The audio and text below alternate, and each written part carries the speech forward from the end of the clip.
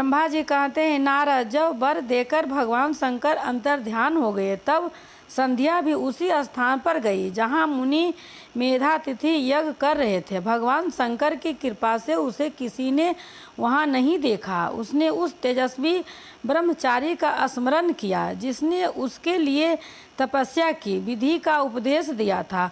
महामुनि, पूर्व काल में महर्षि वशिष्ठ ने मुझ परम मेष्ठी की आज्ञा से एक तेजस्वी ब्रह्मचारी का वेश धारण करके उसे तपस्या करने के लिए उपयोगी नियमों का उपदेश दिया था।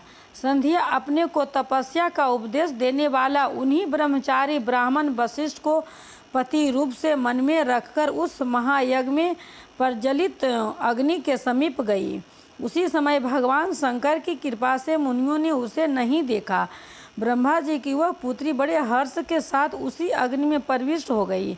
उसका पुरोडाय सब शरीर तत्काल दग्ध हो गया। उसी पुरोडाय की अलक्षित गंध जब और फैल गई, अग्नि ने भगवान शंकर की आज्ञा से उसके सुवर्ण जैसे शरीर को जलाकर शुद्ध करके पुण्य सूर्य मंडल में पहुंचा दिया। तब सूर्य ने पितरों और देवताओं की तृप्ति के लिए उसे 2 भागों में विभक्त करके अपने रथ में स्थापित कर दिया। मुनीश्वर, उसके शरीर का ऊपरी भाग प्रातः संध्या हुआ, जो दिन और रात के बीच में पड़ने वाली आदि संध्या है, तथा उसके शरीर का शेष भाग साय संध्या हुआ, जो दिन और रात के मध्य में होने वाली अंतिम संध्या है। साय संध्या सदा ही पितरों को प्रसन्नता प्रदान करने वाली होती है। सूर्योदय से पहले जब अरुणोदय हो, प्राचीन के शिक्षित में लाली छा जाए, तब प्रातः संध्या प्रकट होती है, जो देवताओं को प्रसन्न करने वाली है। जब लाल कमल के समान सूर्य अस्त हो जाते हैं, उसी समय सदा सायंकाल संध्या का उदय होता है, जो पितरों को आनंद प्रदान करने वाली है। परम दयालु भगवान शिव ने उसके मन सहित प्राणों को दिव्य शरीर से युक्त देहधारी बना दिया।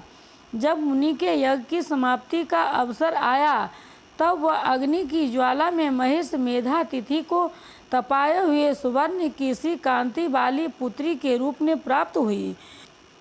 मुनि ने बड़े आमोद के साथ उस समय उस पुत्री को ग्रहण किया। उन्होंने यज्ञ के लिए उसे नहलाकर अपनी गोद में बिठा लिया। शिष्यों से घिरे हुए महामुनि मेधातिथि को बहुत आनंद प्राप्त हुआ। उन्होंने उसका नाम अरुंधति रखा। वह किसी भी कारण से धर्म का अवरोध नहीं करती थी, अतः उसी गुण के कारण उसे स्वयं यह त्रिभुवन विख्यात नाम प्राप्त किया। देवर्षि यज्ञ को समाप्त करके कृत हो वे मुनि पुत्री की प्राप्ति होने से बहुत प्रसन्न थे और अपने शिष्यों के साथ आश्रम में रहकर सदा उसी का लालन पालन करते थे। देवी अरुंधति चंद्रभाग नदी के तट पर तापसारण के भीतर मुनिवर मेधातिथि के उस आश्रम में धीरे धीरे बड़ी होने लगी। जब वह विवाह के योग हो गई, तब मैंने विष्णु तथा महेश्वर ने मिलकर मुझ ब्रह्मा के पुत्र वशिष्ठ के साथ उसका विवाह करा दिया।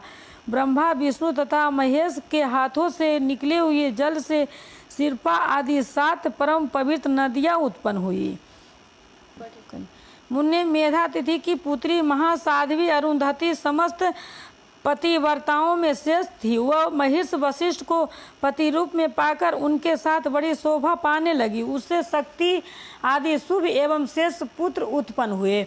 मुनि श्रेष्ठ वह प्रियतम पति वशिष्ठ को पाकर विशेष शोभा पाने लगी। मुनि शिरोमणि, इस प्रकार मैंने तुम्हारे समस्त संध्या के पवित्र चरित्र का वर्णन किया है, जो समस्त कामनाओं के फलों को देने वाला परम पावन और दिव्य है। जो स्त्री या शुभ व्रत का आचरण करने वाला पुरुष इस प्रसंग को सुनता है, वह संपूर्ण कामनाओं को प्राप्त कर लेता है। इसमें अन्यथा विचार करने की आवश्यकता नहीं है। प्रजापति ब्रह्मा जी की यह बात सुनकर नारद जी मन प्रसन्न हो गए और वे इस प्रकार बोले। नारद जी कहा, ब्राह्मण, आपने अरुंधति की तथा पूर्व जन्म में उसकी अश्रु भूता संध्या की बड़ी उत्तम दिव्य कथा सुनाई, जो शिव भक्ति की वृद्धि करने वाली है। धर्मज्ञ, अब आप भगवान शिव के उस परम पवित्र चरित्र का वर्णन कीजिए जो दूसरों के पापों का विनाश करने वाला, उत्तम एवं मंगलदायक है।